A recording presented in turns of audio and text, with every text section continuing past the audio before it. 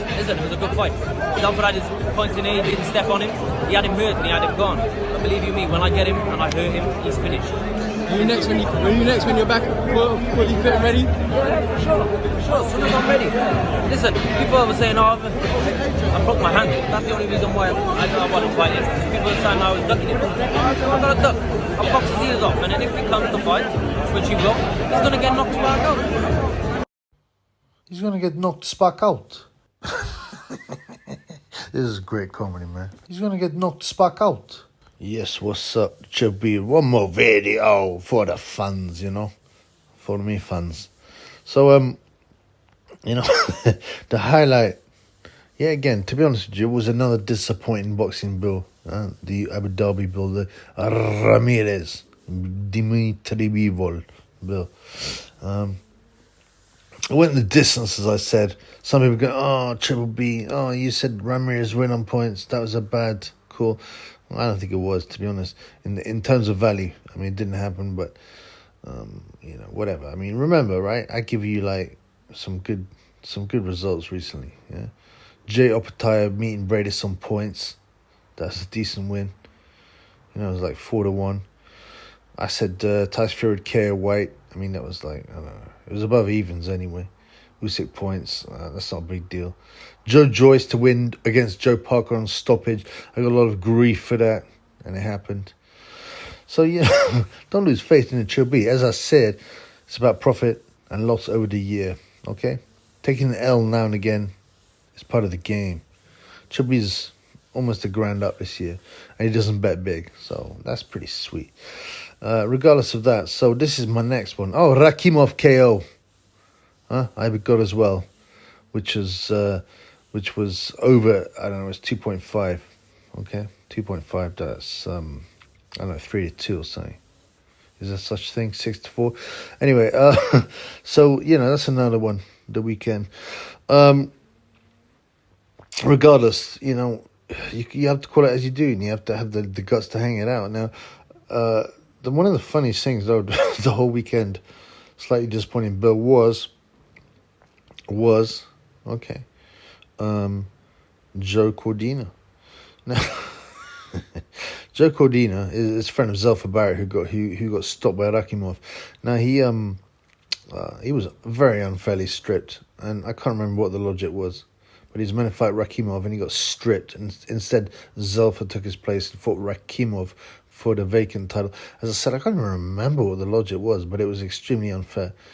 But supposedly, there's a contractual a match between him and Rakimov. Now, even before the fight has been announced now, like yesterday, today or whatnot, I said, when he was originally lined up to fight Rakimov, I said, boom, go for Rakimov stoppage. And I stand by that. Even though Rakimov got hurt, dropped, he was breaking down Barrett.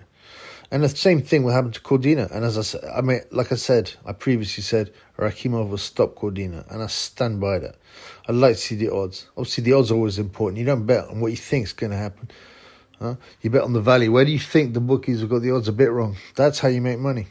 Like I said, one of my best examples was recently Tyson Fury KOing Deontay Wilder in fight number 2. That was like 4-1. Everyone's like, nah, he'll win on points. Or Wilder KO. I said, no, I reckon he'll stop Wilder. He did. I think 4-1 was too long. I also bet on Andy Ruiz, famously, a few years ago, to win by stoppage. It was like, stoppage was like 16-1. I had to win and stoppage. I said, I don't think it will happen, but these are way too long, these odds. And you know what? Should be collected. Cash. Money. I believe that. I was almost a grand on that, and I was poor as anything then, and I still am.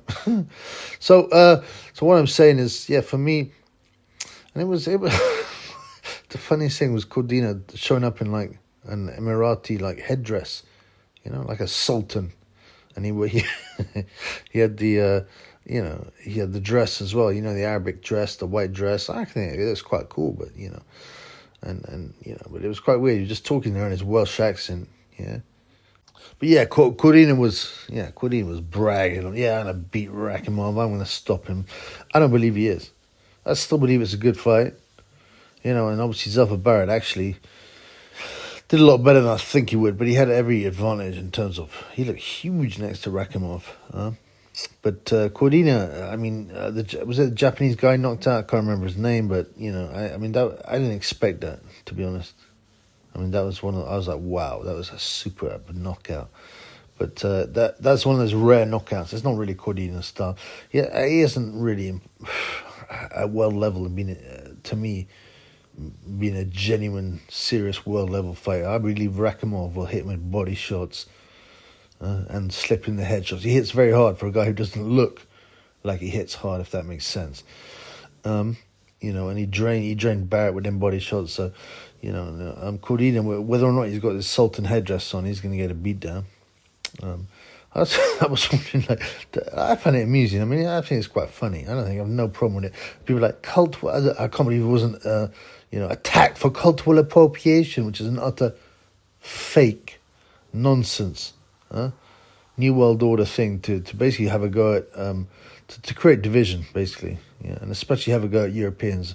I mean, you're not allowed to wear some other culture's clothes. I mean, what does the entire world wears clothes that come from European origin in terms of design? Yeah, there might be, trainers and stuff, and a lot of things might now be built in China or whatever, and India, but, the whole thing is white technology, white, what do you call it, the style, the cut, all that kind of thing, suits, ties, shoes with laces and blah-de-blah, Well, none of these other people get accused of a cultural appropriation because it's a nonsense concept.